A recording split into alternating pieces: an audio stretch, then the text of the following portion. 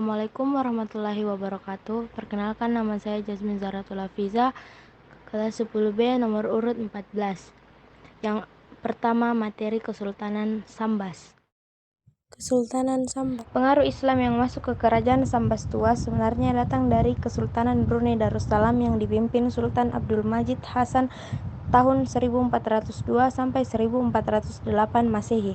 Sultan ini tidak memiliki anak sehingga ketika beliau wafat pada tahun 1408 Masehi, tahta kesultanan dilimpahkan kepada adik iparnya bernama Ong Sumpin, seorang mu'allaf keturunan Cina.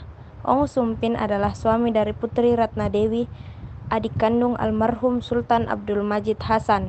Setelah dinobatkan menjadi sultan, Ong Sumpin menyandang gelar Sultan Ahmad tahun 1408 sampai 1425 Masehi. Ini adalah Foto Keraton Kesultanan Sambas dan juga Masjid Kesultanan Sambas. Ini adalah peta bagian wilayah Kesultanan Sambas.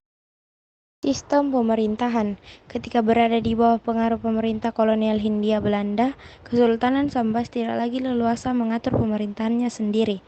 Penunjukan sultan dan putra mahkota harus dengan izin resmi dari pemerintah kolonial. Saat terjadi kekosongan pemerintahan, pemerintah kolonial berhak membentuk Dewan Pemerintahan Kesultanan sementara bernama Bestur Komisi yang terdiri dari bangsawan tinggi, Kesultanan Sambas, dan wakil dari pemerintah kolonial. Selanjutnya adalah raja-raja yang pernah memerintah Kesultanan Sambas. Raja-raja Kesultanan Sambas ini ada juga yang Islam.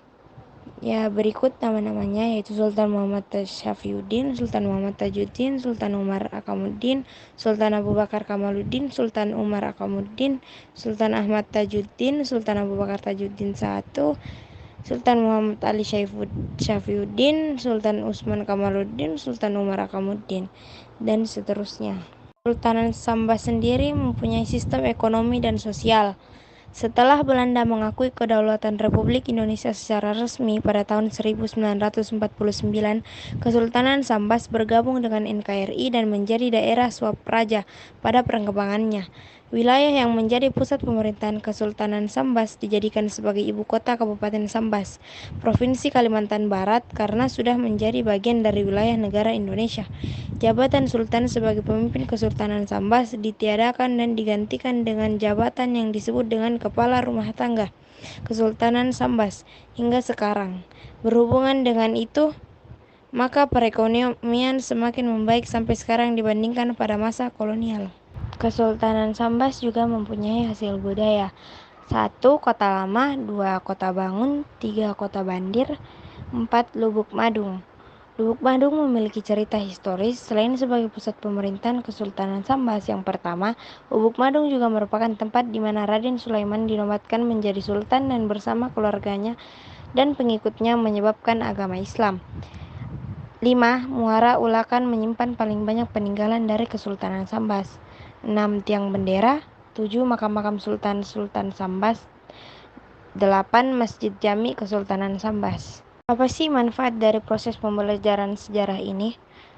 Manfaatnya yaitu setelah mengumpulkan data yang akurat, kita juga perlu mengetahui manfaat dari pembelajaran sejarah. Pembelajaran sejarah bertujuan untuk menambah wawasan tentang apa yang telah terjadi di masa lalu agar kita dapat belajar dari kegagalan maupun kesuksesan di masa yang lalu. Membuat prediksi masa sekarang dan masa yang akan datang. Maka jangan pernah melupakan sejarah. Sekian, terima kasih. Wassalamualaikum warahmatullahi wabarakatuh.